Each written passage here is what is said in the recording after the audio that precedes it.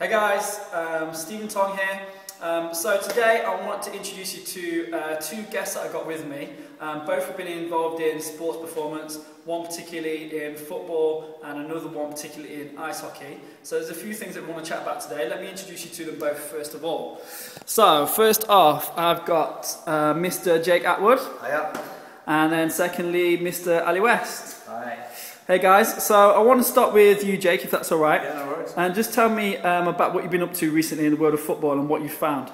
So mostly I've been working in football at the minute, going into football clubs, out of football clubs, working with individual players on problems they seem to be having on the football pitch, performance-based. The main thing I've found is that a lack of hip and foot mobility is causing a lot of knee problems, whether it be ACLs, MCLs, generally just knee problems. I've had clients with tendonitis and all sorts. So today hopefully we'll show you a few warm-up drills that will help with hip and foot mobility for football. Okay. Yeah. And then if I move on to Ali. So Ali, you've been doing a little bit of work with ice hockey players recently. Have you found anything in particular?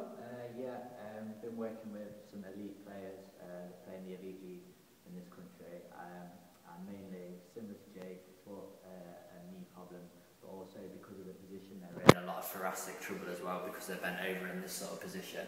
So they'll be the main sort of problems: thoracic, knee, and foot. Okay, good stuff. After talking to Ali and Jake, then some of the things that we've encountered that often go wrong in sports performance is Ali in particular noted problem with thoracic spine in ice hockey players. Jake in particular noted problems with hips and lack of ankle mobility as well. So what we're going to do now then is we're going to run you through a really simple drill that's going to help to mobilise all those areas that can be used as part of a warm-up before going into sports competition. So this is what it looks like. Alright guys, what this is called is a balance reach. It's the basis of the start of the vague matrix, so get your hips moving in all positions. This mainly targets your stabilising leg, and you're just going to balance and reach in different positions. Forward and backwards, you can go to the side, and then across behind, and then across in front, and then in external rotation, and then round in internal rotation. If you want to make that harder or easier, you can throw some hands in. So you could go in sync, so you could go down, sideways, across, or you can go out, so you go up and back, and just change it around with different hand drives in different positions.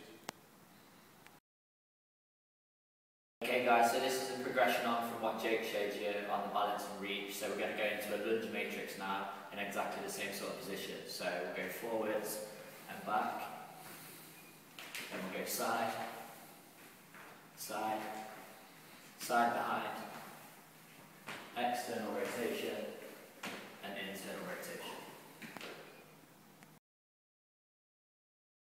Okay, the next progression I'm going to put in is we're going to concentrate more now on foot loading and mobility. What we're going to do is we're going to jog forwards from two legs onto one foot and back to two legs again. But again, all the same plane from the matrix we've already started. So we're going to go forwards and back, backwards, good, down to the side, and back, across in front, and back, across behind, which is difficult, and back, external, and then internal. Just like that.